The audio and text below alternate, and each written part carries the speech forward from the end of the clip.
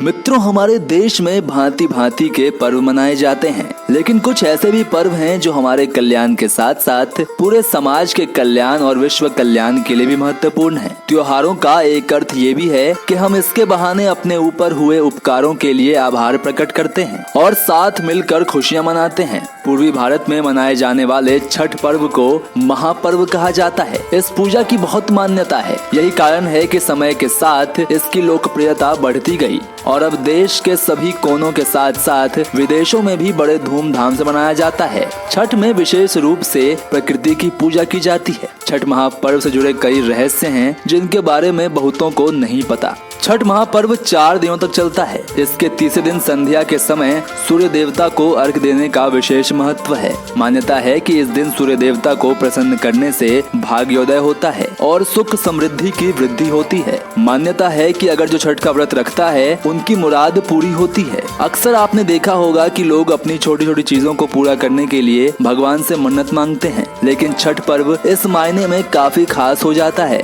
इस महापर्व में जिनकी मुराद पूरी होती है वो छठी मैया को धन्यवाद देते हैं। व्रत करने वाली महिलाएं जब छठ के लिए तैयार होती हैं तो उनके श्रृंगार में एक विशेष चीज होती है और वो है उनका सिंदूर। ऐसा सिंदूर जो वो अपनी मांग से नाक तक लगाती हैं। व्रती महिलाओं का नाक तक सिंदूर लगाने का विशेष महत्व माना गया है। यह सिंदूर पति के दीर्घायु होने के लिए लगाई जाती है और इसी के साथ पूरे परिवार के सुख, शांति और समृद्धि के लिए यह सिंदूर लगाई जाती है। कहते हैं सिंदूर जितनी लंबी होगी पति की आयु भी उतनी ही लंबी होती है। इसलिए मिथिला की महिलाएं और जो भी छठ व्रती हैं वो इस बात का विशेष ख्याल रखती हैं कि सिंदूर की रेखा लंबी ही हो, जिससे उनके परिवार पर कोई संकट न आए।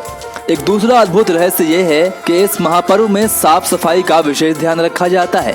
जरा भी गंदगी छठी मैया बर्दाश्त नहीं करती। लेकिन क्या आप विश्वास करेंगे कि इस महापर्व को कहीं कहीं मुस्लिम धर्म से जुड़े लोग भी मनाते हैं। हिंदू समुदाय जिस जगह छठ करती है वहां से कुछ दूरी पर मुस्लिम महिलाएं भी अपनों की सलामती के लिए ये महाव्रत रखती हैं। इसके साथ ही छठ के खास विधान खरना में मिट्टी के चूल्हे में प्रसाद बनाने की परंपरा है। वो चूल्हा किसी मुसलमान के हाथों बने तो उसकी विशेष मांग रहती है। इसी के साथ हमारी संस्कृति और पर्व त्योहार में आपसी भाईचारा को और करीब लाता है। प्रकृति से प्रेम और लोक आस्था का प्रतीक छठ महापर्व में हर कोई अपनी सहभागिता देता है। पर क्या आप जानते हैं कि इस पर्व में लोग प्रसाद मांग कर खाते हैं?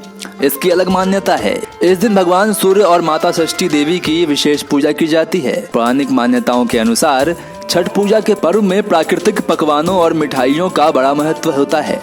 इसलिए छठ पूजा में प्रसाद के रूप में फल फूलों का प्रयोग अधिक होता है। छठ पूजा पर भक्त एक दूसरे से प्रसाद मांग कर ग्रहण करते हैं। इसके पीछे शास्त्रों में कई मत बताए गए हैं।